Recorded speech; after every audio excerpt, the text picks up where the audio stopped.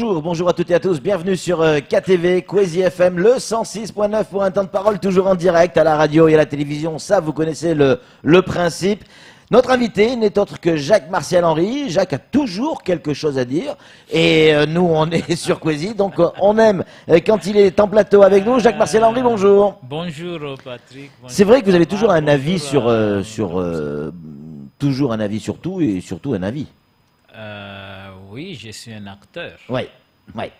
Il y a quelques jours de cela, hier ou avant-hier, vous étiez également à Passamenti pour revenir avec les habitants de cette commune, enfin de ce quartier de Mamoudzou, pour revenir sur ces violences et agressions qui ont traumatisé les habitants de Passamenti pendant plusieurs jours. Ça vous a mis hors de vous, ce qui s'est passé? Je sais pas si ça a mis hors de nous, Ouais. parce que je crois que il faut bien replacer les choses dans leur contexte. Ce jeune qu'on appelle Azad, Oui. je me souviens en 2012-2013, il avait été interpellé par la police au terrain de foot de Passamenti. Et donc c'est un jeune qui côtoyait quand même des jeunes de Passamenti. Et la manière dont les gens disent qu'il s'agit d'un conflit entre Doujani et Passamenti, c'est assez faux. Il s'agit d'un groupement de bandes venus de toutes les localités et qui sont venus à Passamenti et qui ciblaient un certain nombre de jeunes et qui voulaient se venger ou qui voulaient les agresser parce que ce sont des jeunes qui se connaissent et j'ai l'intime conviction que toutes ces bandes sont connues de la police. Selon les informations que l'on a pu avoir, l'origine de ce qui s'est passé, ça serait un vélo. Un simple vélo qui aurait été emprunté, voire disparu d'une commune d'un quartier sur un autre. Juste une histoire de vélo et on en vient à quasiment couper des membres à la machette. Je ne sais pas exactement de quoi il s'agit. Vous savez, aux années 80, on a connu le conflit entre Mamoudzou et Mtsapere et ça avait commencé par une histoire de filles. C'est vrai. Et les deux localités se sont rentrées, et on a tout brûlé.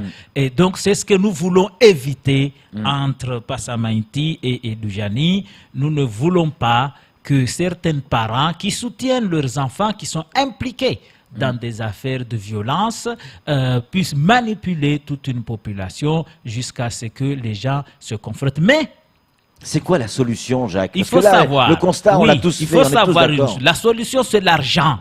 L'argent? Ah oui. Quel est le lien entre les violences et l'argent? J'ai été président du contrat de ville Mamoudzou Kungu. On avait 42 millions d'euros pour 5 ans. Pour une population qui ne dépassait pas les 60 000. À l'époque, Mamoudzou Kungu, ça ne dépassait pas 60 000 habitants. En 2006, le contrat a pris fin. À l'époque, il y avait l'école de foot de Baobab, une école de foot à Passamenti, une école de foot à Mamoudzou. Il y avait des MJC, des centres aérés, des animations autour de la jeunesse, des éducations populaires. À l'époque, on a construit la médiathèque de Passamenti, on a construit le point lecture de Nyambotiti, on a construit des équipements on a équipé des équipements partout. Il y avait même une radio locale. 2 radios qui étaient financées par ces structures. Il y avait les moyens financiers pour intervenir en faveur donc occuper les jeunes. Voilà.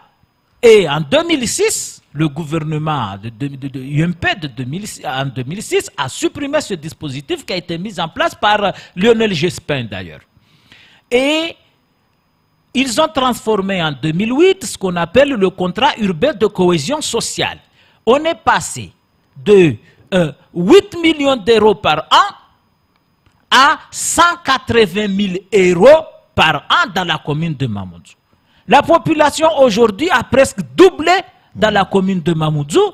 On est à 180 000 euros Alors qu'à l'époque, on n'avait rien que pour Mamoudzou, on avait au minimum 5 millions d'euros en investissement et en fonctionnement. Sauf que Jacques, on est sur causé, on va dire, soyons honnêtes. Jacques, il y a des jeunes, il y a des formations qui sont proposées, il y a des jeunes qui s'en fichent de ces formations, qui s'en fichent de ces écoles de foot. Il y a des jeunes aujourd'hui qu'on ne peut plus récupérer parce que on a essayé. Jacques, en 2013, ce jeune homme, Jacques, ce jeune homme en 2013, le juge a décidé de lui donner une chance, on va le dire comme ça, parce que le procureur avait demandé à ce qu'on ne le relâche pas. Aujourd'hui, il n'a pas saisi cette chance, Jacques. Il aspire aujourd'hui à d'autres jeunes avec lui. Pour aujourd'hui, Jacques, on peut mettre les écoles de foot partout. On va donner la réponse. Oui. Vous savez, moi je suis pour la prévention. Je ne dis pas qu'il va y avoir délinquance zéro. Je suis pour la prévention. On ne va pas transformer Mayotte en un État policier. Il faut faire en sorte à ce qu'il n'y ait pas de décrochage scolaire. Regardez par exemple à Mtsapere, où il y a plus de 25 000 habitants, aucune structure d'accompagnement social et éducatif. À Kaweni, aucune structure d'accompagnement social et éducatif. À Mamoudzou, aucune structure d'accompagnement social et éducatif. À Passamenti, on a mis en place une médiathèque. Je vais vous dire que les moyens qui étaient mis dans cette médiathèque pour servir les ordinateurs ont été pris par la mairie en 2010 pour servir les ordinateurs de la mairie centrale au détriment de cette éducation qu'on voulait donner aux jeunes. Donc, il faut donner les moyens. L'État a retiré les moyens qui ont été alloués pour intervenir en faveur de cette jeunesse. Il faut de la prévention.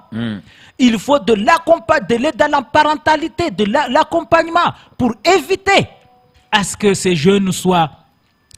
Nous, on était très sensibles à ça et on était prévisibles. C'est pourquoi il y avait un projet à Tsunzu 2 qu'on appelait le centre d'accueil des jeunes en séjour partagé. C'est un projet, excusez-moi Patrick, c'est un projet que j'ai vu à La Réunion, dans une localité qui s'appelle le Brûlé. Vous amenez les jeunes dans ce centre où il y avait un hébergement. Il y avait une bibliothèque, il y avait un réfectoire, il y avait des terrains de jeu où pendant une semaine, les jeunes de différentes localités peuvent se côtoyer pour les accompagner avec des adultes qui sont spécialisés dans le domaine. On a eu le permis, on a eu l'argent pour construire ce centre. En 2008, l'UMP a supprimé ce centre pour faire autre chose. Jacques, honnêtement, vous pensez sincèrement que s'il y a un terrain de foot de plus ou une MJC de plus, des mecs comme Azad et sa bande, ça les empêcherait de faire ça? Certains, tout le monde n'est pas d'accord avec vous. Certains disent, pour la bande à Azad, il n'y a qu'une chose à construire à Mayotte, c'est des prisons.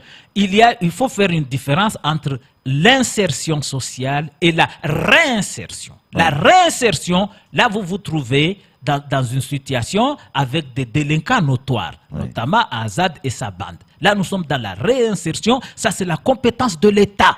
Ce n'est plus la compétence de la commune ou la compétence du conseil général. La réinsertion, c'est la compétence de l'État. Donc, c'est l'État qui doit mettre en place les moyens nécessaires pour lutter contre les enfants qui sont déjà plongés dans la délinquance notoire. Par contre, les communes et le conseil général doivent mettre en place les actions pour faire en sorte que les enfants ne tombent pas dans cette délinquance. Et quand nous avons des tissus familiales qui sont complètement disloqués, il faut les ressouder. Et c'est par des actions. Il faut soutenir les associations. Vous y croyez vraiment à ça? J'y crois.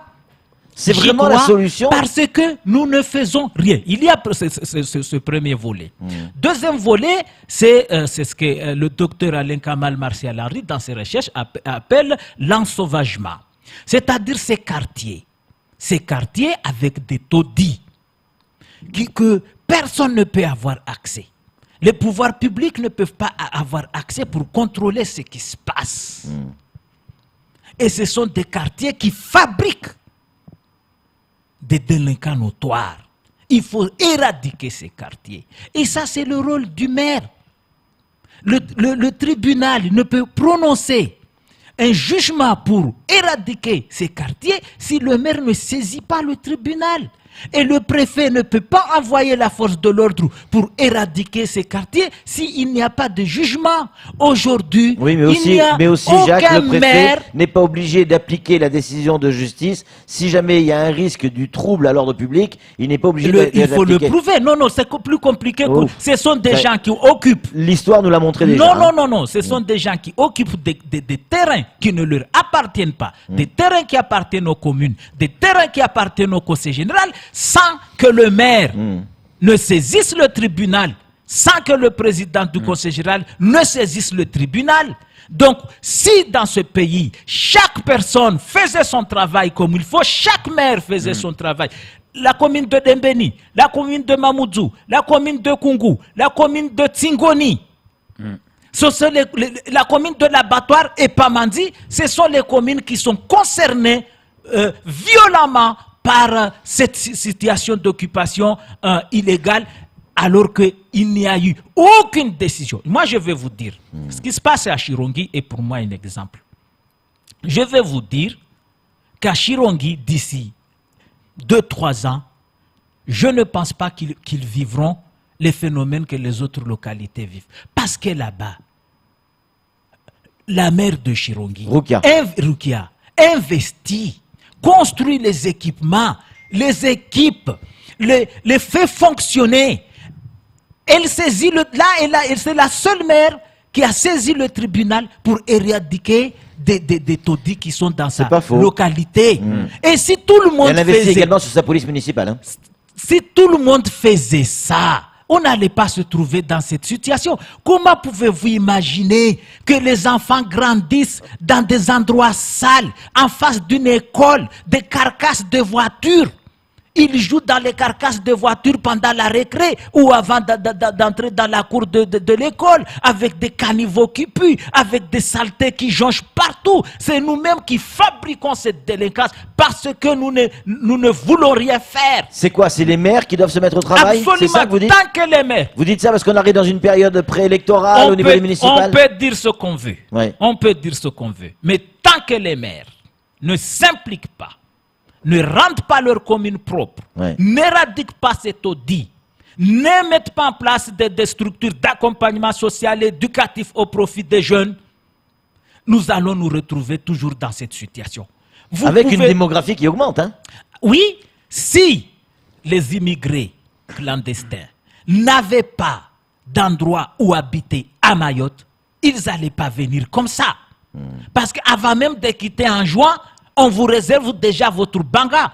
Il faudra, moi j'avais proposé quand il y avait les assises, il faudra que les maires concernés signent des arrêtés pour interdire la vente des matériaux de construction, par exemple les tôles et les bois, à des gens qui n'ont pas de permis ou à des gens qui n'ont pas une simple déclaration signée par le maire. Il faut aller...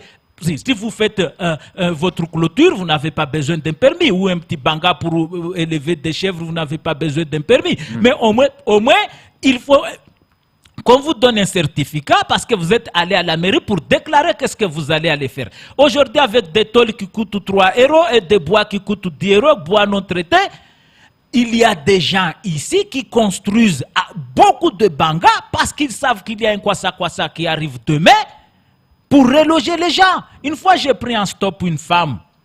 J'allais à Longoni, j'ai pris en stop une femme à Kaweni. Et dans la voiture, elle était au téléphone avec une personne qui était en juin, qui devait aller en Grande Comore et qui demandait de l'argent pour faire des courses aux enfants avant d'aller à Grande Comore. Et la dame lui disait, oui, je vais à Longoni, là, dans le village de Longoni, pour aller demander aux gens à qui elle avait loué les maisons pour payer les loyers afin d'envoyer l'argent. Donc il y a des gens qui sont ici, donc il faut que les maires... C'est comme on vend de l'alcool, la vente de l'alcool est réglementée. La situation est tellement grave qu'il faut qu'il y ait un arrêté pour que les gens ne puissent pas acheter à l'outrance des tôles et des bois pour aller construire Jacques, des bagas. en conclusion, un petit message. Si nous n'avons pas réussi en métropole à rétablir l'ordre dans nos banlieues, ce n'est pas les maires de Mayotte qui vont réussir. Mayotte devient une banlieue avec ses cités et ses bandes. Et c'est vrai que l'on retrouve le même type de délinquance que dans les banlieues des grandes villes. Et qu'est-ce qu'on fait aujourd'hui? Regardez dans l'actualité, c'est les logements sociaux, 240 logements sociaux. On est en train de créer des HLM, On est en train de reconstituer le même problème qu'en métropole. Exactement. Non, ça n'a rien à voir. Ça n'a rien on a à des voir. exemples, hein. Il y a beaucoup d'endroits en métropole où les gens vivent paisiblement. Moi, j'étais allé à La Réunion, dans une commune où les gens dorment les portes ouvertes. Les portes ouvertes à La Réunion, dans une commune où il n'y a pas de violence. C'est fleuri, avec des bibliothèques à côté. Un peu fleur bleue là sur l'histoire là. Non. Non. Jacques, j'aimerais revenir rapidement sur le fait qu'aujourd'hui, allez, on est sur Passamainti. Les gens de Passamainti, de Passamainti ont bien identifié ces jeunes. Oui. Qu'a fait la population, les notables? Qu'est-ce qu'il fallait faire dès le départ? Ces règlements de compte duraient depuis déjà un moment. Écoute-moi, les zones prioritaires, l'État, le préfet, le maire de Mamoudzou et le conseil général ont signé les zones prioritaires jusqu'à Loujani. C'est-à-dire Loujani, Passamainti, Tsunzu, Vaibé ne sont pas dans les zones prioritaires. Ça veut dire dans les zones, puisqu'ils sont exclus des zones prioritaires, on ne peut pas embaucher des adultes relais. Donc on a mis les moyens financiers, l'État a mis les moyens financiers depuis une partie de Doujani jusqu'à Kaweni pour exclure. C'est une exclusion institutionnelle. Aujourd'hui, on se retrouve dans cette situation. Il n'y a aucune mesure d'accompagnement. Aucune. Merci beaucoup Jacques Martial Henry pour votre témoignage. Il y a des gens qui vous soutiennent. Bravo Jacques. Nous avons toujours prôné évidemment ce type de discours. À quand votre retour au conseil départemental? Dans 2 ans peut-être? Question? Réponse? Je ne suis pas venu ici pour ça. Oui, mais c'était ma question. C'est compliqué là, hein, c'est compliqué. On aura l'occasion d'en reparler, c'est mon petit doigt qui me le dit, Jacques Martial Henry. Allez, c'est tout pour ce temps de parole. Tout de suite, la suite de nos programmes.